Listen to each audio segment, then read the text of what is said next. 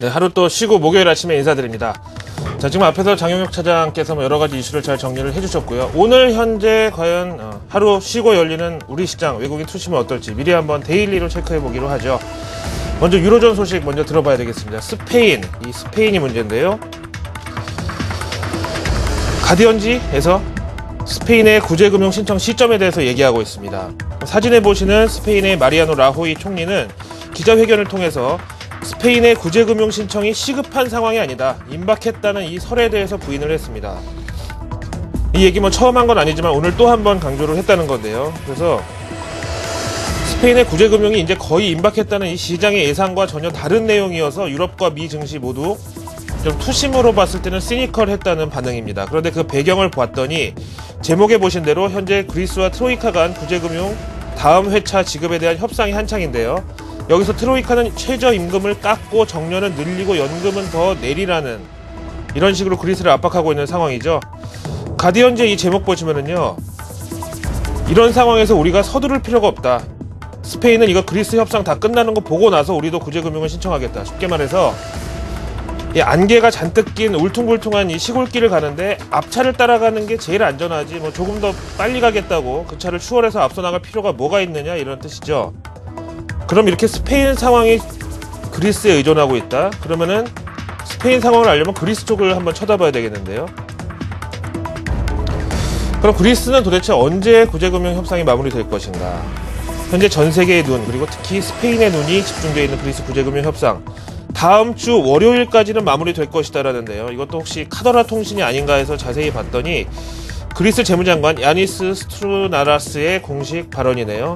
그는 여전히 트로이카, 그러니까 그리스의 구제자금을 지급할 EU, IMF, ECB 이 3자 측과 그리스 정부 간 긴축에 대한 이견이라고 표현하면 좀 소란됐고, 솔직하게 말하면 서로 제시한 금액 차가 워낙 큰 것이 사실이지만 이거를 주말 동안에 어떻게든 마무리를 짓고 보시는 대로 월요일 날 협상을 어떻게든 마무리를 하려고 한다. 좀 이런 내용이죠. 당연히 그리스 내부에서는 좀 시위가 격렬한 상황이고요. 어쨌든 지금 돈이 급한 건 그리스니까 어떻게든지 주말 동안에 좀 이렇게 후딱 마무리를 하겠다. 그래서 그리스 의회 앞에 시위대들의 사진이 또 함께 올라와 있습니다.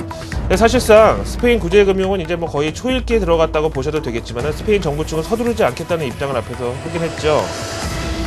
이렇게 버티는 이유가 아무래도 이 구제금융에 대한 조건이 바로 긴축인데, 긴축을 스페인 입장에서 조금이라도 유리한 쪽으로 좀 끌어당겨 보기 위해서 지금 무제한 버티기에 들어간 것이다. 여기에는 유로화든 아니면 국채시장에는 뭐든 볼모로 삼아도 좋다, 이런 좀 무모한 상황인 만큼 앞으로도 계속해서 냉탕과 온탕, 호재와 악재 사이에서 왔다 갔다 할 이슈다라고 감안을 하시면 되겠고요. 대신에 제 견해로는 주로 상방을 제한하는 이슈로 보겠습니다. 자, 이제 미국으로 다시 돌아오겠습니다. 미국 마감 브리핑 내용을 준비했습니다. 로이터 통신 보시죠. 어떻게 보면 좀 다행인 게요, 어제 우리나라 휴장한 뒤로 이틀치 미증시를 오늘 한꺼번에 반영하려면 좀 저도 머리가 아팠을 것이고 시장은 변동성이 클 뻔했는데, 다행히 그제 많이 오르고 어제 많이 내리고 이런 게 아니라 그냥 지지부진한 횡보 장세가 이틀 때 이어졌다는 게 조금 다행이죠. 오늘 발표된 경제지표 가운데서 제목에 이렇게 엇갈렸다고 말을 했는데, 미 정부의 공식 고용보고서 발표를 이틀 앞두고 항상 나오는 ADP 민간 고용보고서는 예상을 상회, 그리고 이 ADP 고용보고서와 함께 역시 개장 초에 발표된 ISM 서비스업 지수도 예상을 상회하면서 미증시는 양호한 상승세를 유지했지만 후장 들어서 상승폭의 대부분을 반납했습니다. 여기에는 미 기술업종 대장주, 그러니까 미국 기술업종 가운데 시가총액이 가장 큰 튠렛 패커드가 내년 2013년 수익 전망을 하향하면서 전일 중국 서비스업 PMI 지수 큰 폭의 하락과 맞물려서 미증시 전반에는 글로벌 경기 둔화에 대한 우려감이 재현됐다라고 합니다. 이에 따라서 상품 시장에 대해서 또 간단한 브리핑이 있는데요. 원유, 구리 등 경기 민감재들의 가격은 급락을 했다. 이런 상품 시장 동향. 반면에 금 가격만 올랐다.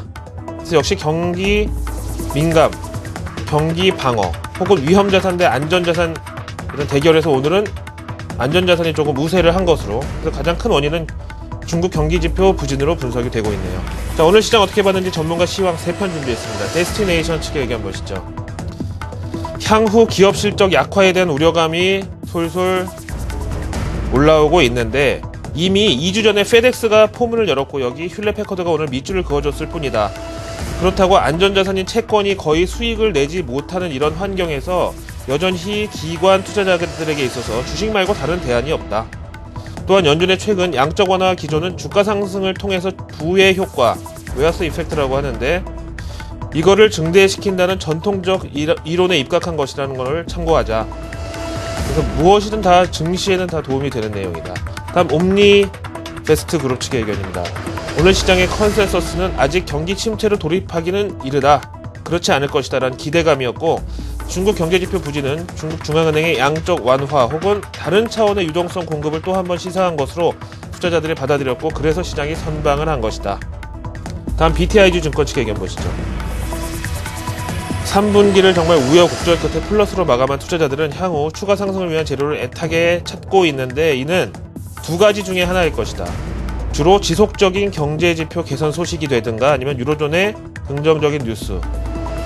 이게 나올 때마다 주가는 추가 상승을 할 수 있고 여기에 따라서 또 시장이 하락을 할 수 있고 상승할 수 있고 앞으로의 두 가지 이슈를 체크해 보자는 의견입니다.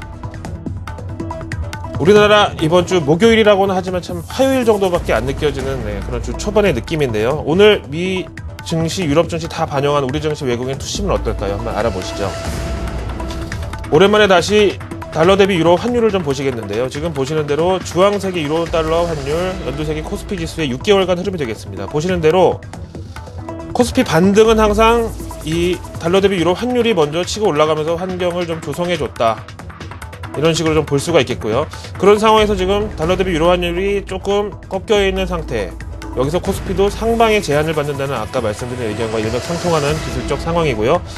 그렇다면 오늘 일단 하락 출발할 이유는 없겠습니다만 장중에 유로 달러 이 환율이 어떻게 방향을 잡느냐에 따라서 오늘 장중 코스피 동향까지 한번 예측을 해보시면 되겠습니다. 지난 화요일도 그랬고 주 초반에도 그랬고 요즘에 계속 유로 환율을 장중에 보시면 참고가 되실 것 같네요. 자, 목요일 아침 글로벌 마켓 나오는 여기까지였습니다.